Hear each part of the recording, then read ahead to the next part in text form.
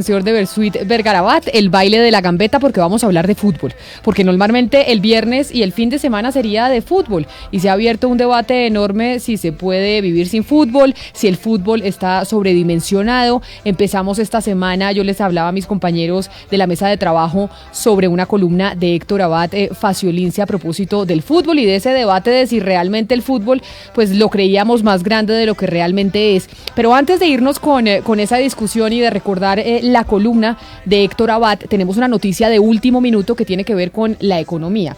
Que con la economía, pues sin la economía sí no podemos vivir, sin la producción, sin que el país esté andando. Y resulta que Marcela Peña tiene noticia de última hora sobre el crecimiento económico de Colombia en el último trimestre. Marcela, ¿cuáles son los datos que tenemos precisamente sobre el crecimiento económico de Colombia en el primer trimestre del año? Mire, Camila, los acaba de dar el DANE. Mientras el año pasado crecimos 2.9% en el primer trimestre, este año crecimos 1,1%. Hay sectores que ya la están pasando muy mal. La construcción, por ejemplo, se contrajo más de 9%. La explotación de minas y canteras cayó un 3% y las actividades artísticas y de entretenimiento un 3.2%. Estas cifras, hay que recordarlo, Camila, solo agrupan la primera semana de cuarentena y los simulacros y toques de queda que se dieron previamente en algunas regiones del país. Lo que dice el director del DANE, Juan Daniel Oviedo, es que algunos sectores sí lograron crecer con mucha fuerza. Por ejemplo, la agricultura creció casi un 7% y la electricidad, el suministro de electricidad, gas y agua y las actividades del gobierno crecieron un poco más de 3%. Lo que hay que tener en cuenta es que al principio del año estábamos teniendo datos muy buenos. Escuchemos. Es el resultado de haber crecido al 3.7% en enero, 4.6% en febrero y negativo al menos 4.9% en el mes de marzo. Con estos resultados debemos establecer.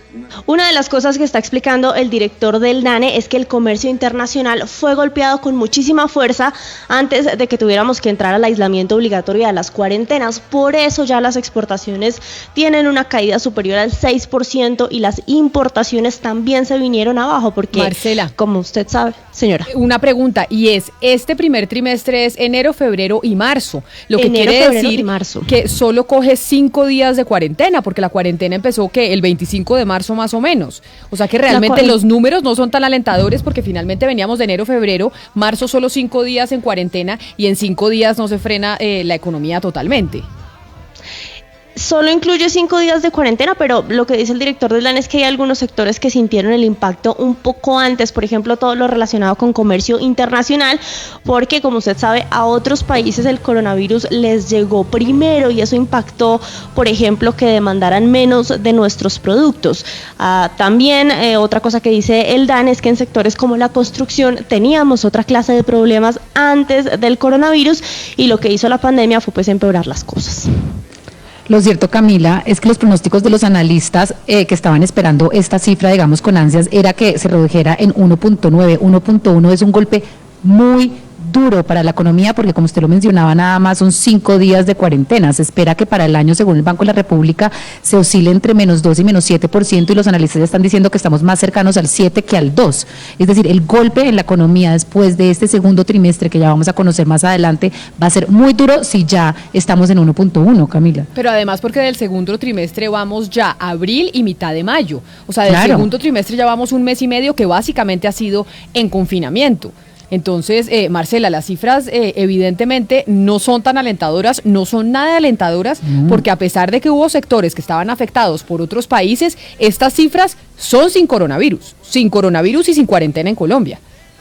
Estas cifras son apenas el comienzo, como lo estaba mencionando Valeria, la expectativa de los analistas, del propio gobierno también, es que el segundo trimestre es muchísimo más duro porque tenemos el golpe completo de las cuarentenas. De hecho, el ministro de Hacienda ha dicho en varias oportunidades que este trimestre, que va a abril, mayo y junio, puede ser el peor de nuestra historia en la economía.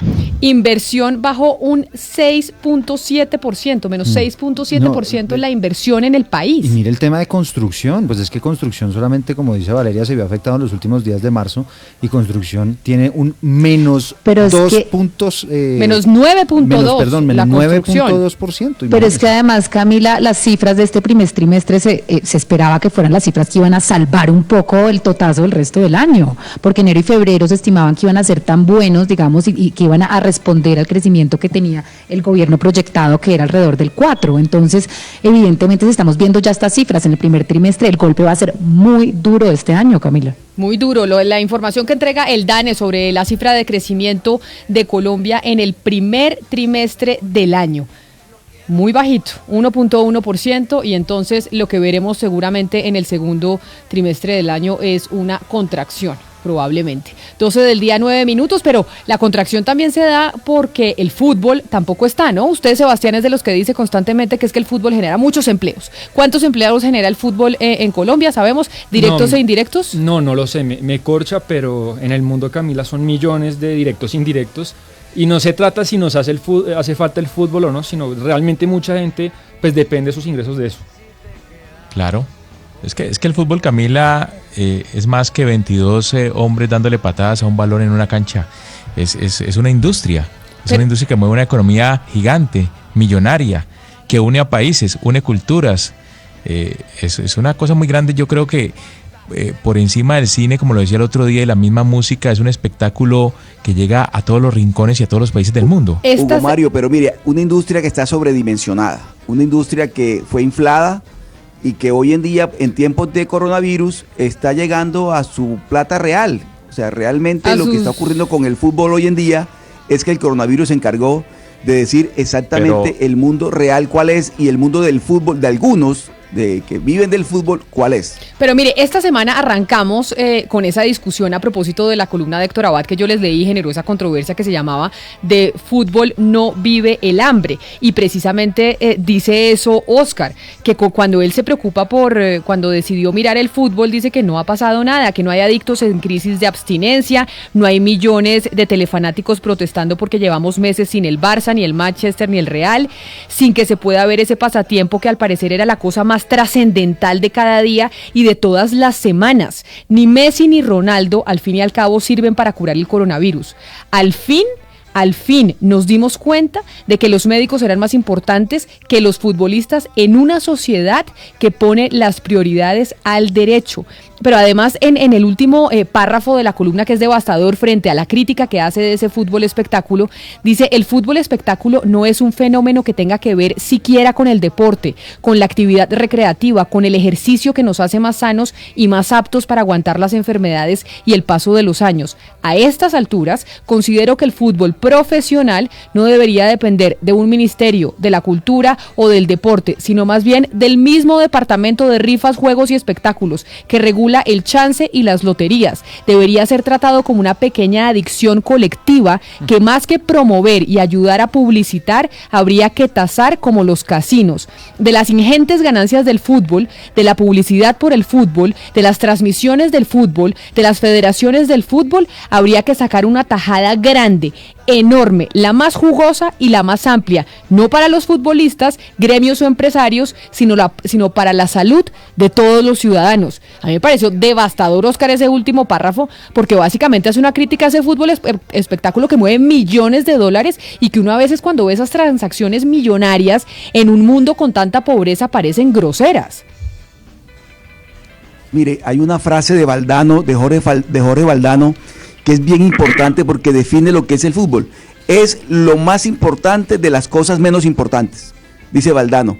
Y realmente nos hemos dado cuenta en estos tiempos, Camila y amigos oyentes y todos los panelistas que nos van a acompañar en el programa de hoy, es que el fútbol, que si bien es cierto mueve masas y hay gente muy pendiente de él por el tema de la televisión y demás, el fútbol no pasa de ser un espectáculo como cualquier otro. Yo no sé cuántos de esos que se han hecho matar y que se hacen matar todos los días por una camiseta de un equipo de fútbol, hoy en día están en sus casas tranquilos, inclusive los barras bravas, esos famosos, están en sus casas, no tengo ni idea a qué se dedican, pero no están viviendo de esa pasión enfermiza que muchas veces despierta el fútbol, Hugo Mario. No, pero usted no puede decir, Oscar, que el fútbol es un espectáculo como cualquier otro. O sea, ni siquiera los Juegos Olímpicos reúnen tanto la atención del mundo como un campeonato mundial de fútbol. ¿Quién se ha muerto, decir, Hugo Mario, porque no está viendo fútbol en estos días? Es la única vez, cada 4 años, ese es el único espacio, Oscar, donde usted ve al hombre de Senegal abrazándose con el hombre de Alemania, al de Irán abrazándose con el americano. O sea, es un tema cultural, pero además es una industria de entretenimiento que mueve miles de millones de pesos y genera muchos empleos. Es decir, el fútbol incluso ha sido un arma o una herramienta, por no decir arma, una herramienta política, Oscar. Desde la época de Mussolini, cuando lo llevó a Italia, el segundo campeonato mundial de fútbol fue para lavar su imagen. Pero se puede vivir sin fútbol. Pero todo eso que usted dice es cierto. Pero se puede vivir sin fútbol perfectamente. Entonces, basándonos en su argumento, también habría que redimensionar la música, el cine, el teatro, todas las artes, porque entonces también podemos vivir sin música, podemos vivir sin cine, podemos vivir sin televisión. Yo no creo que se compare el fenómeno de la música, el cine con lo del fútbol. Es que usted ha visto el fútbol paraliza, Gonzalo. Colombia se paraliza cuando juega la selección Colombia. Se paraliza. Yo creo que los niveles de productividad se reducen a menos de la mitad, porque todo el mundo está pendiente del partido. Y así en el planeta Tierra. Entonces uno dice, oiga, por eso les decía yo, a propósito de la columna de Héctor Abad, que dice, oiga, el coronavirus nos trajo el fútbol a sus proporciones adecuadas. No es que no esté el fútbol, no es que no nos guste, no es que vayamos, sino que es que se estaba volviendo la religión del planeta. Y entonces veía uno unas cosas groseras de temas de tiempo en transmisiones, de temas de plata, unas cosas que uno dice, oiga, de verdad, un espectáculo Camila, pero ese mundo, tiene que tener semejante atención. Camila, ese mundo romántico del que está hablando Gonzalo y del que habla Hugo Mario, es el mismo mundo romántico que tiene que ver con la mafia de la FIFA. Porque hay que ver la mafia de la FIFA. No, eso es otra cosa. Tiene que ver con las barras bravas. Tiene que ver. Es el mismo universo. Entonces, ¿cómo se va a encargar de romantizar una parte sí y la otra parte no? Es lo mismo. Estás mezclando peras con manzanas, Oscar. No, es el mismo fútbol. Estamos hablando del mundo del fútbol. No, Oscar, corrupción hay en todas partes. Es el mismo fútbol tal vez que tiene que ver con los niños en los barrios, que se distancian de la droga, de la delincuencia, gracias a una disciplina deportiva. Eso sí tiene que ver con eso. Obviamente, y yo comparto... Y con lo otro también, con lo que pasó en Cali en los 80, Hugo Mario, claro que sí. La corrupción existe en todas partes, Oscar. En todas las instituciones están permeadas lamentablemente por la corrupción en todo el mundo. Pero yo lo que pienso es que el fútbol es más que eso, Oscar, es más que un espectáculo o una disciplina deportiva, es un espectáculo que congrega, que concentra y reúne a las sociedades en torno a esa actividad. Es decir, tal vez sí tienen razón quienes piensan que los salarios de los futbolistas son exagerados, sí, como lo son los de algunos artistas, Gonzalo. ¿Cuántos cantantes no tienen avión privado y una cantidad de excentricidades que muestran incluso a través de sus redes sociales? Por eso hablo del cine y el teatro y todo, Hugo Mario. O sea, solo hay que englobar el tema de la plata en el fútbol. Pero la música y el cine no generan una adicción, como si ve uno muchos ciudadanos del mundo adictos al fútbol, que es que lloran, si no ven el partido, lloran, si pierde su equipo, lloran, si algo pasa. O sea, eso no hemos visto no es el común denominador de la música y de las artes. Pero mire, como nosotros no somos periodistas deportivos, somos hinchas, porque acá todos pues tenemos un equipo que nos gusta, pues creo que todos los de la mesa tenemos un equipo que nos gusta, vemos el fútbol, a la Selección Colombia, pero hemos querido invitar precisamente personas que de verdad saben de fútbol, que les gusta y que vale la pena que se metan en esta discusión que hemos planteado sobre si hemos dimensionado el fútbol, sobredimensionado este deporte. Y Sebastián, a cada uno lo vamos a recibir con una canción, ¿no? Sí, así es, Camila. 3 personajes que a todo el mundo le va a gustar, van a disfrutar, porque además de futboleros de ley, pues son escritores, intelectuales que nos van a aportar mucho. Vamos a presentar con una canción del Junior, al gran Alberto Salcedo Ramos, periodista que todos conocemos.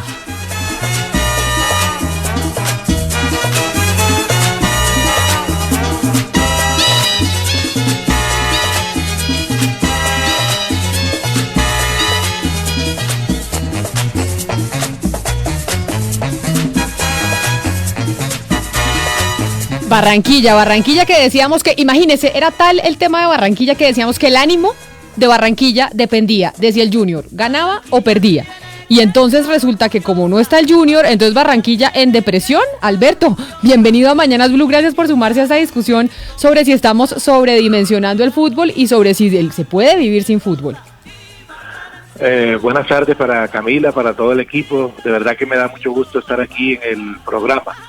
Pues hombre, esta discusión tiene algo de bizantino, porque es una discusión donde jamás vas a poner de acuerdo a las partes que participan en ella, ¿no? Porque hay mucha gente antifútbol que dice cosas inteligentes desde ese odiar el fútbol, y hay mucha gente pro fútbol que lo mismo, ¿no? Bueno, desde Borges, que odiaba el fútbol, mucha gente que odia el fútbol dice cosas inteligentes para documentar ese odio. Y lo mismo gente a la que le encanta el fútbol, como por ejemplo Villoro, Valdano, etcétera. Pero a mí me parece que es bizantino poner el sueldo de los futbolistas en comparación con el de los médicos, y concluir de ahí que el fútbol está mal porque a los futbolistas le pagan más que a los médicos. Me parece un despropósito, porque si bien eso es cierto, no es culpa ni de los futbolistas, ni de, es una dinámica del neoliberalismo, es una dinámica del capitalismo feroz. El capitalismo feroz tiene esa dinámica. Pero yo tengo una pequeña historia de Babe Ruth, el máximo ícono del béisbol. Babe Ruth, que en 1930 ganó un sueldo que era el triple del sueldo del presidente de los Estados Unidos, Herbert Hoover. Entonces, un periodista le preguntó a Babe Ruth si no le daba vergüenza vivir en un país donde un beisbolista ganaba el triple del presidente de Estados Unidos. Y Babe Ruth le dijo: lo invito a que mire el desempeño de él y el desempeño mío para que vea que tuve un mejor año que él. Así que digo, yo con mucha frecuencia veo futbolistas que han tenido mejores años que los gobernantes, y nadie pone en tela de juicio el sueldo de los gobernantes. Si nos vamos a poner... Pero no, Alberto, claro que ponemos en tela de juicio el sueldo de los gobernantes, no hacemos sino criticar que por qué se ganan los congresistas tanta plata. Todos los días es una discusión, y si ponemos en tela de juicio los sueldos de los gobernantes. Yo creo pero es que yo no lo digo por ustedes, por ustedes. Pero digo la ciudadanía constantemente está cuestionando que por qué los gobernantes se ganan tanta plata. Es una discusión pública constantemente, pero por eso yo le digo, más allá de que si nos gusta o no nos gusta el fútbol, a mí me gusta el fútbol, voy al estadio, pero sí creo que está sobredimensionado, o usted no cree que de verdad se volvió como la religión absoluta y todo estaba alrededor del fútbol y nada más importante que el fútbol. No, yo lo que creo es que la industria del fútbol, hay que diferenciar el fútbol como juego y el fútbol como industria. La industria del fútbol, en su trabajo de marketing para vender el fútbol, pues lo ha convertido en un producto carísimo, donde todo es caro, ¿no?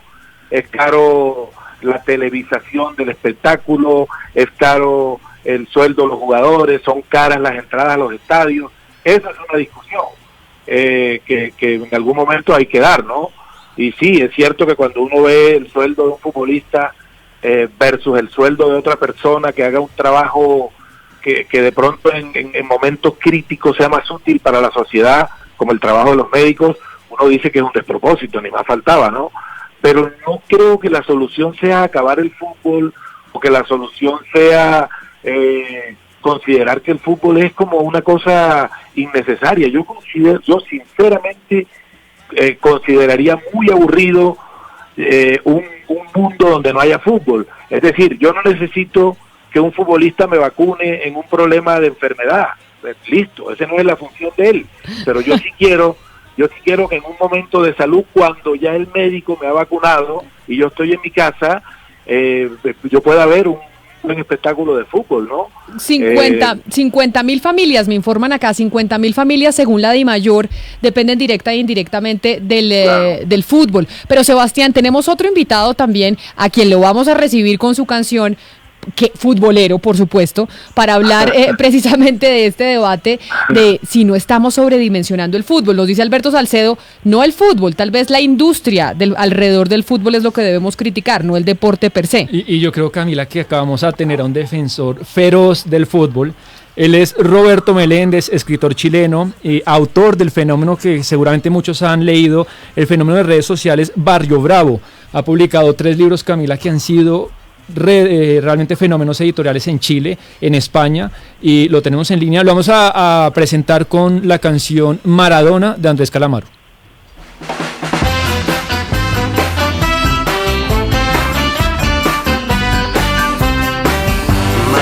Maradona no es una persona cualquiera, es un hombre pegado a una pelota de cuero. Tiene el don celestial de tratar muy bien al balón. Es un guerrero, es un ángel y se le ven las alas heridas. Es la Biblia junto al Y saludemos precisamente a Roberto Meléndez. Roberto, bienvenido, gracias por acompañarnos en esta discusión sobre el fútbol, que ustedes, los hinchas del fútbol, pues deben estar más o menos en un estrés mayor porque no han podido tener partidos recientes. Bienvenido. Hola, ¿qué tal? Un saludo a todos. Espero que el tema de la pandemia lo estén llevando bien en Colombia. Roberto, uno de sus libros, su primer libro se llama ¿Por qué amamos tanto la pelota? ¿Por qué? ¿Por qué es esa afición, ese tema casi adictivo hacia el fútbol? Creo que no tiene que ver con el hecho de la exageración, obviamente, pero no algo que sea propiamente del fútbol, sino que es una correlación que hacemos las personas. Tratamos de proyectar en algo, algún estímulo, alguna sensación de vida. Pero por lo que lo he estado escuchando, siento que se ha hablado mucho de cómo se puede sobrevivir finalmente. Pero creo que el ser humano no es solamente eso. El ser humano también se imagina modos de vivir, y esos modos de vivir no tienen por qué necesariamente estar relacionados con la vida o la muerte, sino que con las cosas que nos gustan, que nos apasionan. Y una de esas, obviamente, es el fútbol. El fútbol porque es capaz de bloquear ciertos elementos de la vida rutinaria, normal, en 90 minutos. Me parece que esa es una de las razones por las cuales sentimos afición por el fútbol, y también porque tiene un componente social muy obvio. El momento de hacer amigos es jugando la pelota, momentos de conversación entre padre e hijo o madre, hijo, hija, ya que el fútbol es un fenómeno mucho más extendido, se desarrollan a partir del fútbol. Yo me acuerdo de que fui descubriendo el mundo, el más... Dime. Esto que dices es muy interesante porque yo soy una persona que el fútbol no me importa. La verdad nunca ha sido parte importante de mi vida, me tiene sin cuidado y me resulta que el fútbol es completamente invasivo y ocupa muchísimo espacio en mi vida sin que a mí me guste, porque al final está en todos lados, está en todos mis amigos les gusta, a mi pareja le gusta, y entonces yo tengo que aguantarme no solamente el mundial como hablábamos ahorita, sino las 350.000 copas que hay alrededor del mundo, y llorar cuando al Real Madrid le va mal y llorar cuando América de Cali pierde. Y entonces digo, yo como persona que no me gusta, sí me parece que hay una pregunta, y es ¿por qué el fútbol ocupa tanto espacio, incluso para personas que no nos gusta el fútbol? Eso sí, no podría estar más de acuerdo contigo en que termina siendo invasivo y que obviamente dificulta a las personas que no quieren ser parte del fútbol no serlo. O sea, eso estoy de acuerdo contigo, pero estábamos hablando de otra cosa, estábamos hablando de las personas que sí les importa, y me parece que son la mayoría. Obviamente en ese sentido tendríamos que mejorarlo. Claro, pero hablando precisamente de lo invasivo que es no, ni más falta de... Yo creo que nadie habla de eliminar el fútbol como tal, sino de volverlo a sus propias dimensiones, porque realmente se estaba volviendo un acaparador de la atención mundial. O sea, incluso países que no eran futboleros por tradición empezaron a invertir una cantidad de dinero en el fútbol para poder entrar en esa onda que se estaba volviendo la FIFA, de lo que se estaba volviendo el fútbol en el planeta. Usted, como amante del fútbol, más allá del fenómeno como tal, ¿coincide en que tal vez se estaba sobredimensionando la industria? Sí, la industria obviamente tiene una gran inflación de precio. Esa es la palabra, también, inflación de precio tiene el fútbol. Sí, obviamente. Ahora, también hay algo que se está dejando de lado y que se aprecia finalmente como una verdad, que no es tan así. O sea, obviamente hay muchos jugadores que ganan mucho dinero, pero la gran mayoría no. La gran mayoría de los jugadores profesionales no son millonarios. Me parece que también hay una sobredimensión en ese aspecto de la industria. Ese concepto lo quiero rescatar a propósito de lo que había dicho Alberto Salcedo, porque Alberto también habla de la industria. Alberto, ¿no crees tú que es necesario volver al juego? O sea, a la esencia que es la pelota. Es decir, ¿por qué el fútbol perdió su esencia? ¿Por qué el fútbol terminó más en la industria del fútbol que en el juego? Es que el juego es muy simple, y el juego enamora, y el juego entretiene, y el juego tiene una parte lúdica que es espectacular. pero terminó la industria imponiéndose. Los super sueldos, los super salarios. Un jugador del Junior, tú que conoces muy bien aquí en Barranquilla todo el tema del Junior, se gana 300 millones de pesos. Entonces, cosas como esa, ¿por qué no volver, Alberto, a la esencia, a la semilla, a la pelota? Bueno, yo creo que el fútbol, como otros asuntos de la vida, está manejado por políticos y por empresarios. Y los políticos y los empresarios lo convirtieron en un negocio, y de pronto los futbolistas dijeron, bueno, si es un negocio y nosotros aportamos el talento, Maradona sale de nuestra fila, Maradona no sale de los empresarios, pues vamos también a ver cómo pescamos en ese río revuelto, ¿no? Entonces el fútbol se convirtió en un gran negocio. Si tú hablas con futbolistas que vivieron antes de los años 70, es muy raro que encuentres uno que haya sido verdaderamente un millonario, ¿no? Hay historias de futbolistas que viajaban en buses destartalados, que viajaban en barcos para cumplir sus compromisos. Estoy de acuerdo con eso que acaba de decir Roberto. Todo el mundo mira el sueldo de Messi, el de Cristiano Ronaldo, pero la media no es esa. Yo incluso escribí una crónica sobre los 2 futbolistas coleros del fútbol profesional colombiano. Viajaban en un bus, cubrían trayectos de 9, de 10 horas, tenían una alimentación mala. Los contratos de los futbolistas son tremendamente leoninos, son contratos que parecen hechos por un enemigo, no por un patrono, ¿no? De modo que sí, hay que recuperar el fútbol como un juego, pero no entender que el juego es un deporte para no ganar. Como decía yo, porque en el mundo del periodismo, pues tampoco es que los sueldos sean maravillosos, como le decía yo. No son maravillosos, pero usted sí sabe que muchas veces los periodistas deportivos se ganan más que los periodistas políticos o judiciales, o los que cubren salud, o los que van y cubren orden público. Claro. Sí, es verdad que incluso en el periodismo, muchos periodistas deportivos se ganan más que otros periodistas que están poniendo el pellejo cubriendo enfrentamientos entre el ELN y el ejército. Es cierto. Entonces, cuando le digo a Oscar que rescatarlo de juego no es convertir el juego como en algo que los futbolistas no puedan derivar el sustento. Como le dije yo una vez a alguien, el hecho de que sea sin ánimo de lucro no quiere decir que sea con ánimo de quiebra. O sea, que los futbolistas jueguen, listo, que recuperen la infancia, porque un futbolista, el fútbol es un deporte de esos donde los atletas en algún momento recuperan su infancia perdida. ¿Sí? Uno, cuando celebran un gol, la forma en que se van para el banderín de córner, la risa, es el único momento en que el fútbol todavía tiene algo de juego, porque se ha industrializado demasiado. Alberto, mire, me dice un oyente que se llama Juan Carlos, que es futbolero a morir, y dice que claro que está sobredimensionado el fútbol, que así como el valor de ver fútbol por televisión, que en promedio el pago en Colombia para ver televisión es de 50.000 pesos por 100 canales, es decir, 5.000 pesos por un canal como ESPN o Fox o los que pasan los partidos de fútbol, y hoy Win Sports está cobrando 30.000 pesos por ver la liga en Colombia, por ver la Liga Nacional, no al Manchester, no al Real Madrid, no al Barça, no, 30.000 pesos, y dicen, oiga, esta es la demostración de que también es un negocio que de pronto se está sobredimensionando, un deporte que estaba acaparando todo, que ya ni siquiera para la gente del común, porque no todo el mundo puede pagar 30.000 pesos para ver una liga. Totalmente, eso es un despropósito. Cobrar 30.000 pesos por la Liga Colombiana me parece un despropósito. Tenemos otro invitado precisamente para que también es hincha del fútbol, Sebastián. Usted también lo va a recibir con una canción que se va a sumar a esta discusión sobre si estamos sobredimensionando el fútbol, y el coronavirus nos trajo, entre otras cosas, además, pues que el fútbol vuelva a sus justas proporciones. Sumemos, Camila, a esta charla o a esta cancha de fútbol radial que estamos haciendo a José Antonio Martín Petón. ¿Quién es él? Es exfutbolista español, escritor, ha sido colaborador y comentarista de muchísimos programas radiales en España de fútbol. También entiendo, Petón, usted trabaja en el tema de agencia, de transferencia de jugadores, es panelista del Chiringuito, donde trabaja Edwin Congo.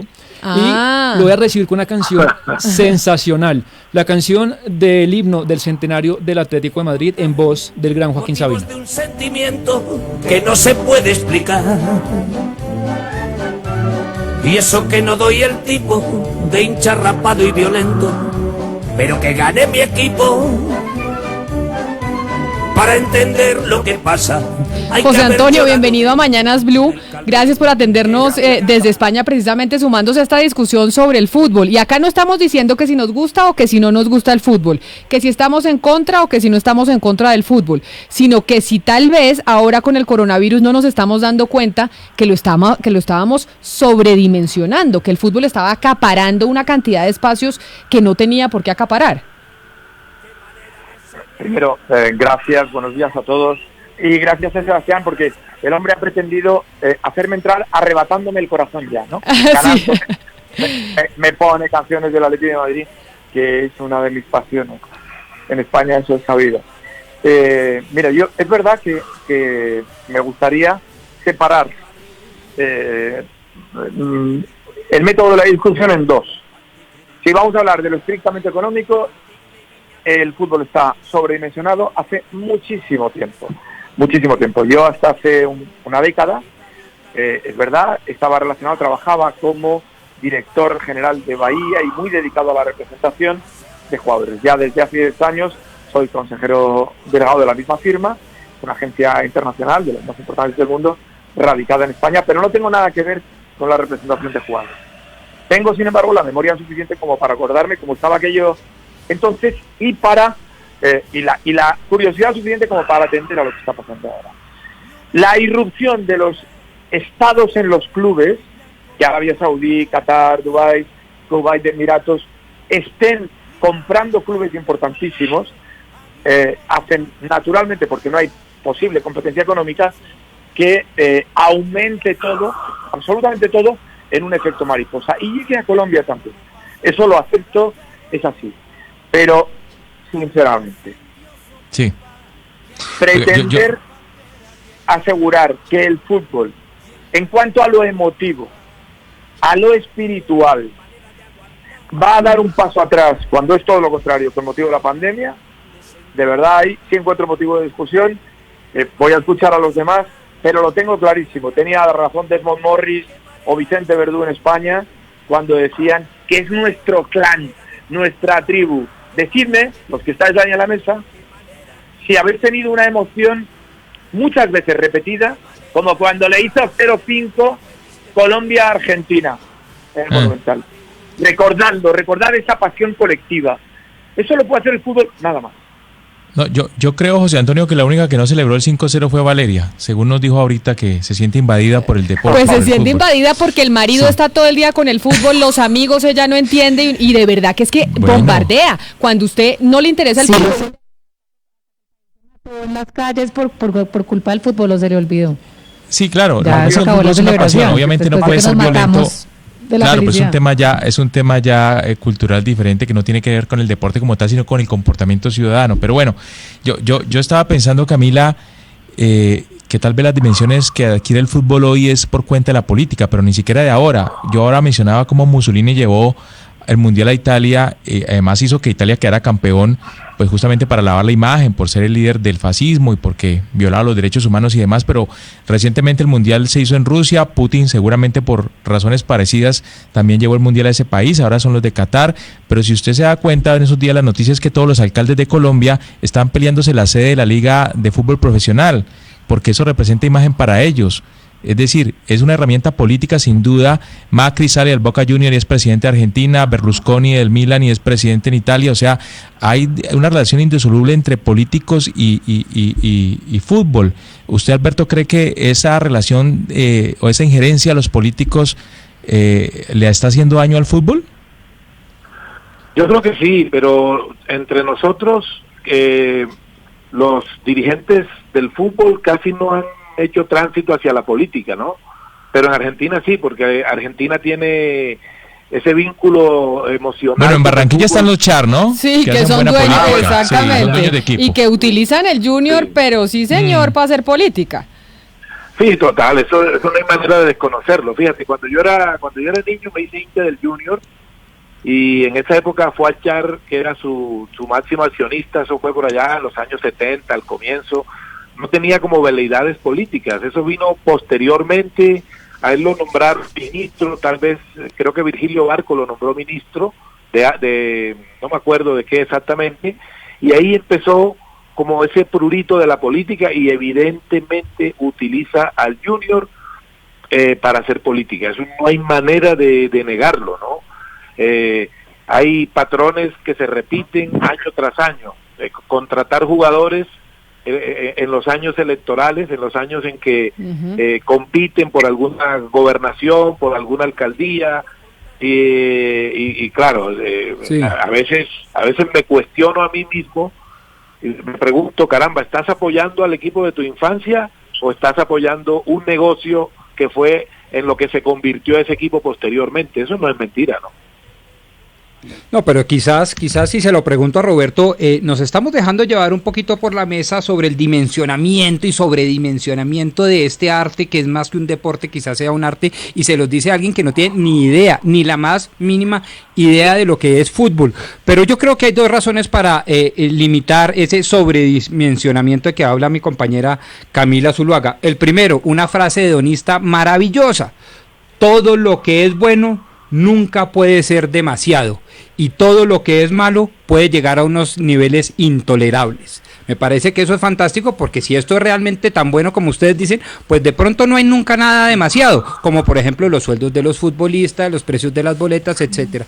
Y lo segundo, yo no sé si ustedes están al tanto, Roberto, de un juego que de una película que se está moviendo actualmente por Netflix, que se llama El Juego de Caballeros, en español, The English Game en inglés. Y básicamente lo que enseña esa película más o menos histórica de la historia del fútbol es que el fútbol nació siendo un deporte gratuito para elitistas, y que vinieron entonces los escoceses a empezar a cobrar y a ganarle a los ingleses del Eton College, y obviamente cobrando, pues entonces los señores del Eton College se volvieron furiosos y empezaron a cerrarle las puertas al fútbol a la clase trabajadora del norte de Inglaterra y de Escocia.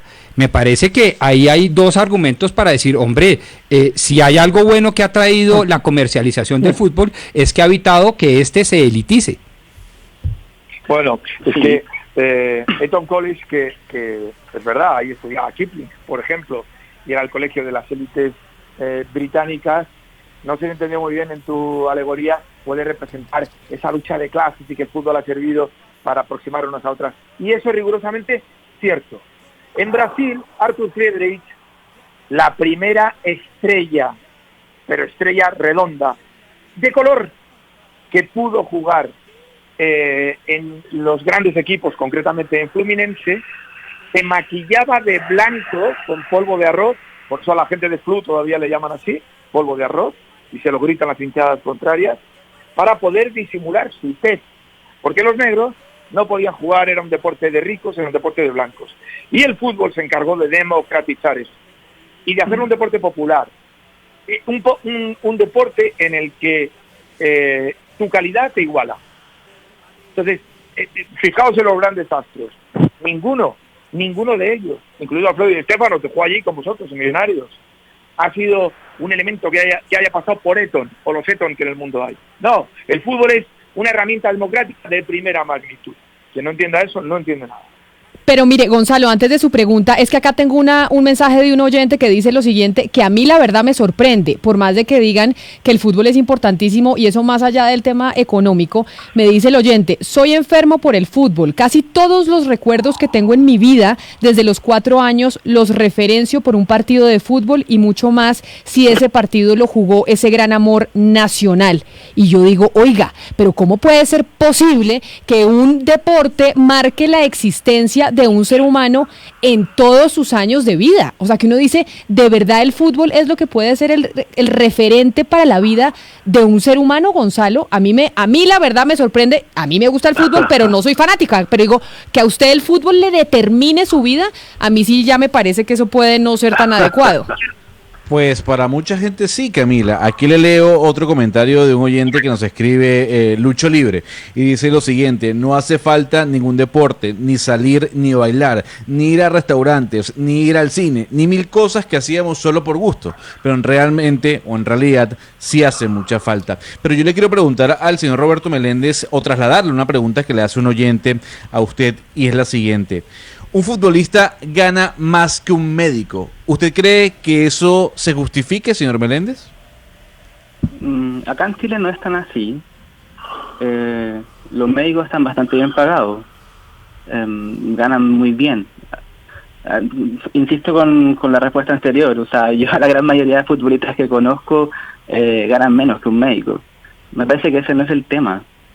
O sea, entiendo que el tema es la columna, pero creo que la columna desvía la atención finalmente a través del fútbol para tratar de pegarnos los coscachos en la cabeza de por qué no hemos dado plata en salud, quizás los gobiernos de Sudamérica, para poder tratar este tema de la pandemia de una manera más eficaz y mejor. No, y tal vez, Roberto, que en los gobiernos de Sudamérica, como no lo explicaban mis compañeros, los políticos pendientes de que tal vez da más réditos tener éxito con un equipo de fútbol, que al equipo de fútbol le vaya bien porque eso da más réditos electoralmente que tener un buen sistema de salud, que también es un cuestionamiento a nosotros como sociedad. Sí. Usted es un político más exitoso si resulta que es dueño de un equipo de fútbol que gana porque su ciudad va a estar más contenta que si genera una mayor inversión en salud.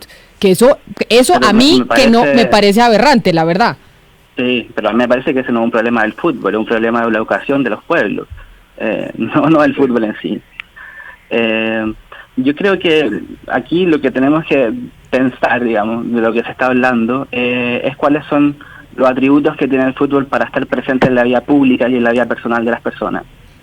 Yo creo que yo creo que en la vida personal ahí no tiene nadie por qué meterse. Usted recién decía que porque una persona tiene que vivir de esa manera. Me parece que eso no corresponde. Cada uno determina cómo quiere vivir, cuáles son los recuerdos que quiere atesorar, cuáles son sus circunstancias. Eso ya me parece un poco invasivo. Pero claro, ¿cuál es el rol del fútbol en la esfera pública? Obviamente que es un tema muy interesante de conversar, pero no bajo los términos de subsistencia o de importancia, sino que tiene que ver con cuál es el valor que le vamos a dar en relación a su mensaje educativo, si es que lo tiene. ¿Cuál es el rol del Estado al momento de ver las barras bravas, de por qué surge eso, por qué se anidan en el fútbol. No es el fútbol finalmente que los lleve a eso, sino que hay una pobreza y hay una falta de identidad, carencia de cariño. Me parece que son otros los temas los que se tienen que estar en discusión y replantearnos como personas y como sociedad, que poner al fútbol como la limitante de por qué no las tenemos. Yo quisiera precisamente ahí es donde quiero, Alberto, Alberto, es que precisamente te iba a preguntar de eso, Alberto, de lo que está hablando en este momento, y es ¿por qué el fútbol? Porque tú también has escrito de otros deportes, cuando escribes de Kid Van Belé y escribes como, por ejemplo, Pastrana, Misael Pastrana se lo llevaba para el Palacio de San Carlos, y es decir, ¿por qué es el deporte del fútbol, sabiendo que hay otros deportes? Has escrito y has estudiado sobre otros deportes, ¿por qué es el fútbol el que trae esa pasión y todos estos intereses de los que estamos hablando? Porque es el más masivo de todos los deportes, es el que se practica en un mayor número de países, porque el béisbol, que a mí me encanta, le llega a menos personas. Entre los fanáticos del béisbol también se mueven esas pasiones, pero nosotros nos damos cuenta del fútbol porque es el deporte más masivo, el deporte prácticamente se juega en todas partes. Ahorita Camila utilizó la palabra aberración, y a mí me gusta que la haya usado, porque en relación con el fútbol hay muchas aberraciones, pero que no tienen nada que ver con el fútbol. Por ejemplo, una aberración del capitalismo salvaje es haberlo convertido en esa maquinaria de producción de dinero que a veces tritura a los propios miembros del fútbol.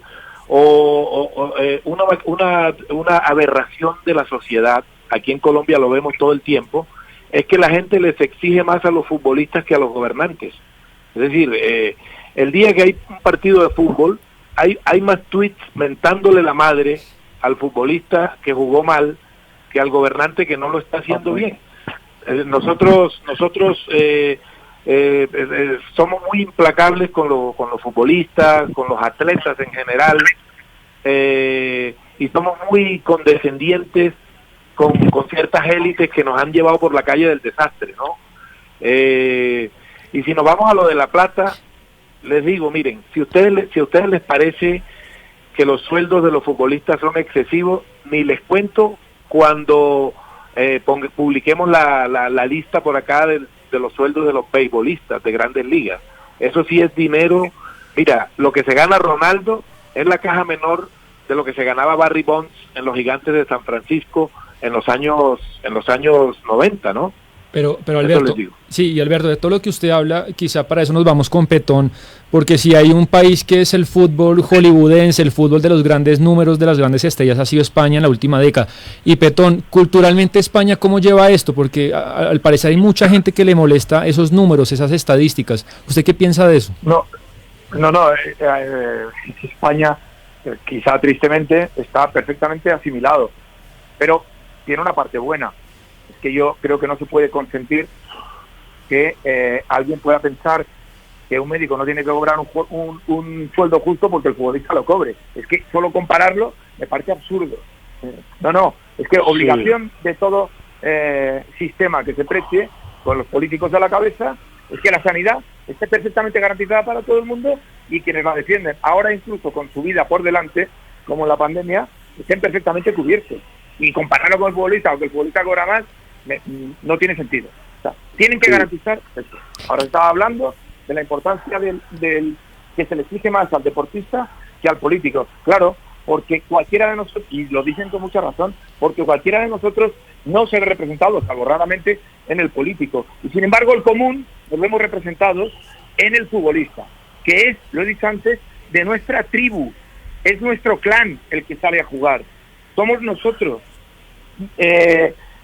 Mira, cuando yo he sido 18 años futbolista profesional, pero luego lo he vivido como apasionado seguidor de mi equipo, o de mis dos equipos, el Huesca, que es donde jugué. Yo siempre digo que soy jugador del Huesca hasta la muerte y seguidor del Atlético de Madrid a muerte. Bien, marcar un gol o vivir un gol con tu equipo es un orgasmo del alma. No, claro, pero yo les pregunto ahora, ¿quién te da eso? Pero Petón, ¿usted qué dice? No se puede comparar un salario de un médico con un salario de un futbolista, porque los políticos y digamos que los estados deberían garantizar un sistema de salud público para todo el mundo. Pero fíjese usted que ahorita el coronavirus nos trajo un tema para repensar, y estamos repensando muchas cosas del mundo y de nuestras vidas, y hoy en Colombia y en países latinoamericanos en donde toca hacer inversiones sociales porque todas las industrias están pasándola muy mal, los estados tienen que priorizar y dicen, bueno, ¿qué voy a priorizar? ¿En dónde voy a invertir mis recursos? Y por supuesto también sale el fútbol, y sale la DIMAYOR y sale y dice, oiga, es que 50.000 familias dependen del fútbol, y ahí es donde se empieza a hacer el análisis y si vale la pena la comparación.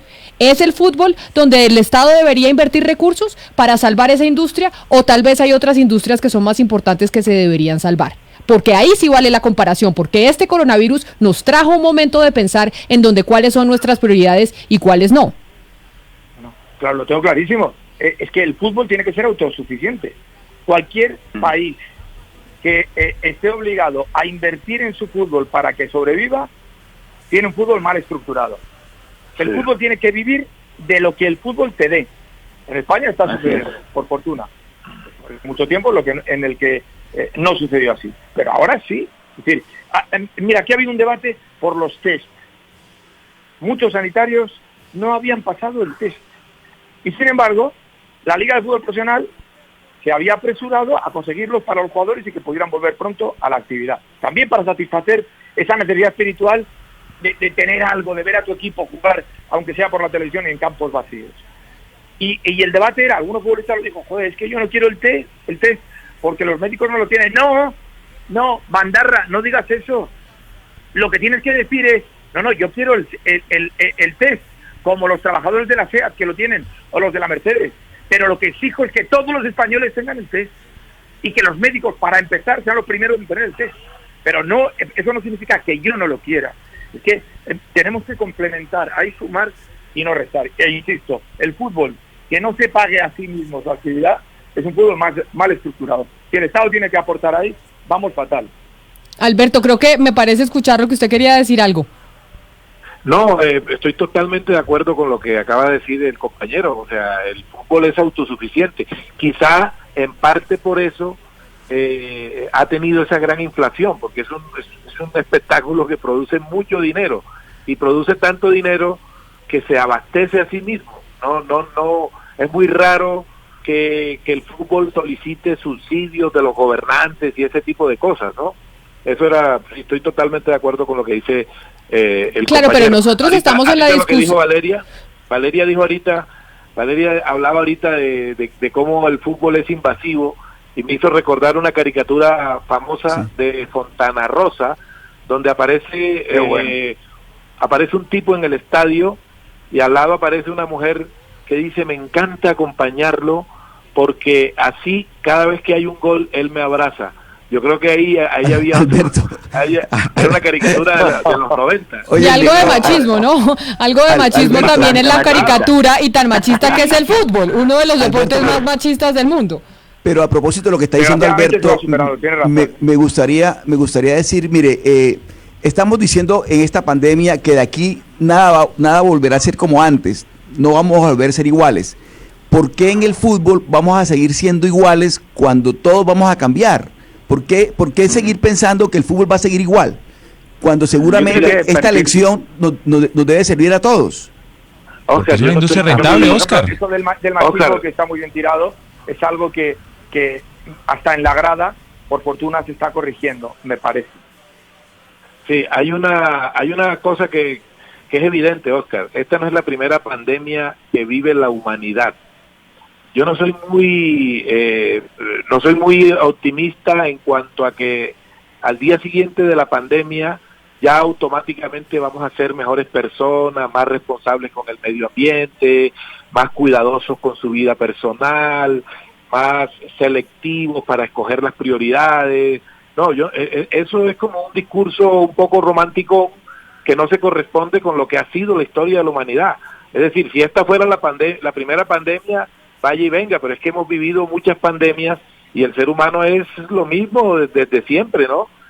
Vamos a volver a lo mismo en algún momento, segurísimo. Y por otro lado, en relación con lo que decía Roberto, uno es libre de decidir cómo vive el fútbol. A mí me parece que es perfectamente válido que durante los 90 minutos de juego uno se vuelva estúpido. Yo reivindico el derecho a la estupidización de uno como hincha.